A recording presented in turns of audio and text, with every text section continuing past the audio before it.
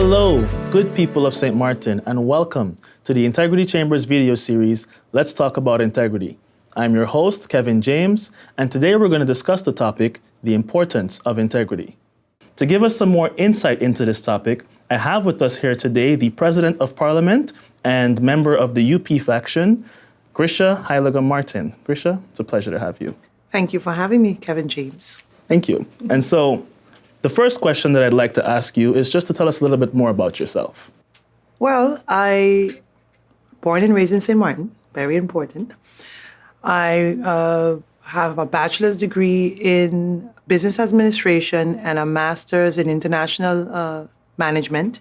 I'm a mother of 3 handsome sons, married, and prior to becoming president of Parliament, or a member of Parliament, I dabbled a little bit in the business sector. I had my own company, Montage. I did event planning, consulting, marketing. And then something kind of catapulted me into some brand new direction called politics. And here I am today as a member of Parliament from February 2020, and then I became second vice chair 2021 November, and then president of Parliament November 2021. What does integrity look like to you? It may sound like a cliche, but it's a moral compass. It's like having a moral compass, but for me, it's a 2-part moral compass. More for personally, it's a spiritual moral compass for me, and then you have the reality, the standard moral compass. To me, the spiritual moral compass weighs heavily over the reality. Let's call that the flesh. Right. For me, the spiritual moral compass is, learning to, you're a sinner. Yeah. You're going to make mistakes, but it's about growth. The spirituality is about growth, learning, acknowledging your mistakes. And with that for me trickles down to my reality as a person out there. You go there, you try to make something of yourself, stand up for something, show your values, show the principles that you grew up with, because to me it starts at home. And then when you do stumble, you do make mistakes because you're human. You take accountability for it. You don't repeat it often. And you stand up for something, and you become a beacon, a light for other people to follow. You said something that I can definitely relate to that I think is so important, and it is that integrity is not about perfection, it's about accountability. Yes. It's what you do when things go wrong, Yes. when you make a bad decision, how do you take responsibility for it? And so on that same note of, the challenges that we face when we're trying to be men and women of integrity, I'd like to ask you if you can perhaps share an example of a time when your integrity was tested. I can, it's tested, and it's always standard tested when you side with a big crowd. And you have to ask yourself if you're going to lose yourself to join the crowd or join the now, or just continue remembering the principles and the values that was instilled in you. Because you go and you make a particular decision. I don't want to go and specify that, but I'm saying from experience, you go and you just make a decision, and it could destroy everything that you learned in one breath. It could just completely destroy that. And you are the one that have to go back and look at yourself in the mirror and ask yourself, is this who I was or am? So for me in the past, well, maybe just recently, it's because a majority said this, you should do it too. But is a majority always right? You're absolutely right. And I think a lot of us can relate to that challenge because sometimes doing the right thing may not benefit you in the short term. Right. You may have to take a loss in the short term, but in the long run, you live a life without regrets. In the long run, you stand to gain. And in your position, perhaps the whole country may stand to gain. And you want to know why the spiritual moral compass works for me? Because during that time, I've been reading Matthew, I've been reading John, and Jesus stood up for something powerful, something pure. And no matter, a lot of people came after him, a lot of people chastised him, a lot of people mocked him. But he kept going and going, and it was for a greater good. Right. And sometimes you have to ask yourself, it sounds like a cliche, what would Jesus do? Sometimes you need to take a pause, and sometimes you need to not react. And it takes a lot to do sometimes, because sometimes you can be a little impulsive, Grisha. That's and honest. I can. And then you do this. That's where my spiritual compass comes back in and says, hey, you were wrong. You own up to it. You drop on your knees, you ask for forgiveness, and you move on, and you try not to constantly do it. And sometimes you repeat the little mistakes. It might be little for you, but you want to, if it's really important for you, you want to continue being that outstanding citizen, that beacon you want to continue portraying. But you got to continue owning up to your mistakes when you make it. Why would you say integrity is important in your professional life? In my professional life, especially now with social media, you are under not even a microscope. It's something even Deeper. Deeper. Everything's documented. Everything's documented. Your entire life is documented. You cannot trip up. You cannot, like we always say in our local term, flip-flop. Mm-hmm. You cannot be a flip-flop. Mm-hmm. I don't believe it. You need to walk a straight line. You cannot. If I say it's green today, I cannot say it's blue tomorrow. Right. Or if it's going to be blue tomorrow, you better justify why you change your mind, because you can change your mind. Exactly. But don't be a person of convenience for others. Right. And in this profession, you need to set a precedence, and it's about the population trusting you. The population has to trust you enough to put you in this position to do the job, and they're paying you lots of money. Mm-hmm. You got to show up. You got to show accountability. And one thing I do in this profession is every parliamentary year, I put out everything I've done for the year, because you're paying me. I need to clock in and clock out.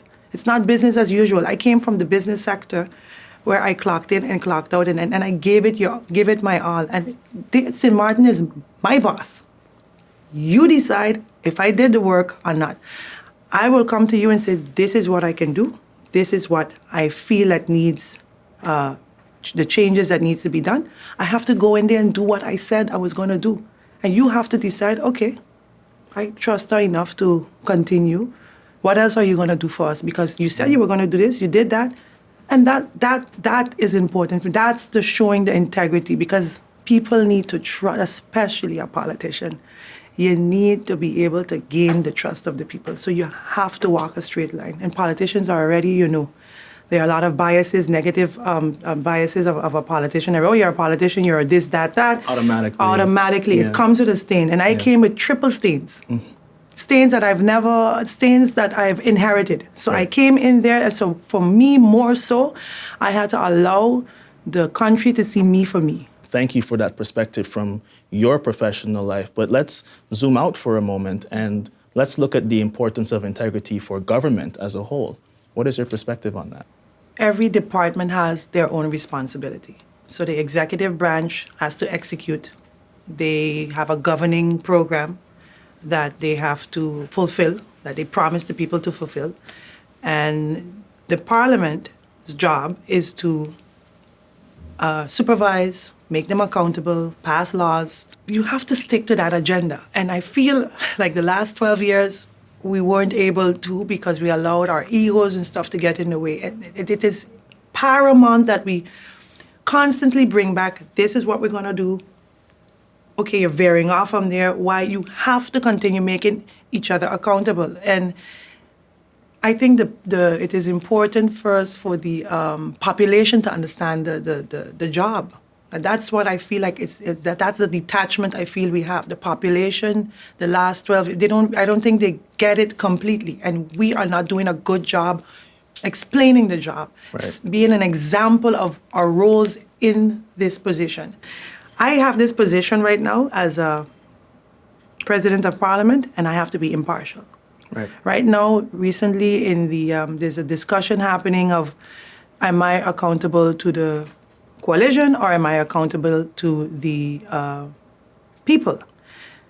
And you have to ask yourself, who got you there? The people. You cannot be. You are accountable to the governing program that's there. You have to stick to that. But you cannot play and give chances. And if one is veering off, turn a blind eye. That's the precedence we need to stop setting out. So as a government apparatus, we have to take accountability, but we have to show that we're responsible at all times. I think I've heard the statement before that, I think you may have heard it recently as well, when the elephants fight, the grass suffers. Of course. Right? So this is now the direction I'd like us to go, to now, pay attention to that. How does integrity in government now impact society, the people that government are there for? How does it impact society? And let's look at both sides. I think right? I just mentioned that. Yeah, you mentioned some of the... I just did, because it's all about the precedents you continue to set. If you continue to set a negative precedent, everyone's going to turn. And right now, our population, they're tired. We just went through Irma, we had the COVID, and now there's a little internal battle that's going on, and people are suffering and they're hurting. They don't care. It's about, I need to know if you're going to continue doing the job. They're losing hope. Yeah, you said the word I was looking for. Let's see if we can give the people some hope. Let's try to look at the perspective of the ideal picture. What would be some of the benefits if we had a government that prioritized integrity? What could that do for our society? That will give them hope. That would be like, okay, it's about hope and trust. Hope and knowing that I can trust this person to do what they say they're going to do. It's all one. And listen, government is the one true apparatus that have to continue showing some kind of a semblance of integrity at all times, especially now more than ever. After 12 years, country St. Martin, and 11, or maybe soon to be 11, governments, cabinet. We have had 7 prime ministers, 8 president of parliament, and about 18 members of parliament that went independent. Wow. In 12 years. And another thing for me, now that I've been like close to a year in this chair, and I sit and I look at my 14 colleagues, and I look at them and I say, we have so much we need to do.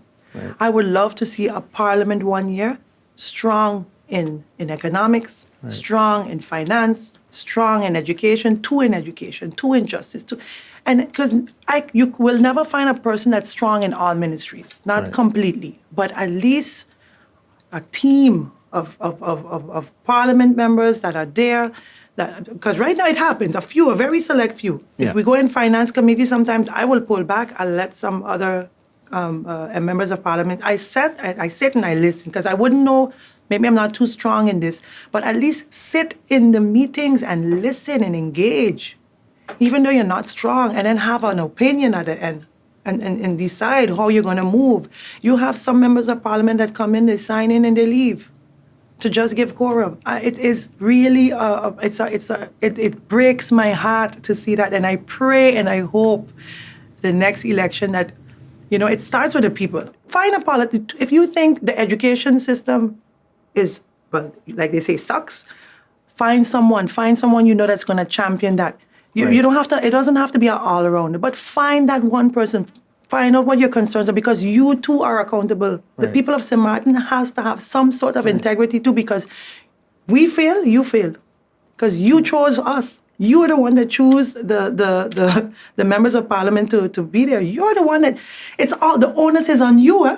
And make that choice. You get what you choose. Make that choice from a place of that person's integrity. Don't just look at, we talked about it before, what you stand to gain. This person is leading the country. Yes. So the same schools that you send your children to, the same hospitals that your grandparents may be going to, these are the things that are going to be affected by your decision. So make that choice from that understanding of your responsibility to your people, to your country, not just to yourself. And not voting hurts when I hear, I'm not going to vote. Okay, then don't complain. I always tell them that. If you're not going to vote, don't complain. You're giving then away your you're power. Accountable. Don't complain, and that is what happened. Go out, be a champion of the people. Talk to your neighbors, talk to your friends, talk to your family. Listen, who are we going to vote for? Make it a thing. It is important to do what we need. What's our pockets are hurting, the school system is hurting, the justice system is hurting. Who you think would ask yourself, though, because you form part of this. Integrity is full circle. Right. Has to do with all of us. We should all play a role in that. Because even when you don't choose to vote, you don't get to skip taxes.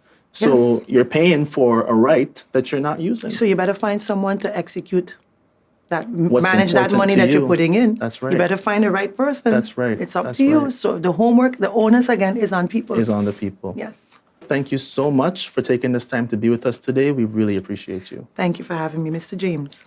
And to the people of St. Martin, we do hope this conversation was beneficial to you, and thank you for supporting us on our mission to build integrity for future generations. Stay tuned for more content in our video series, Let's Talk About Integrity.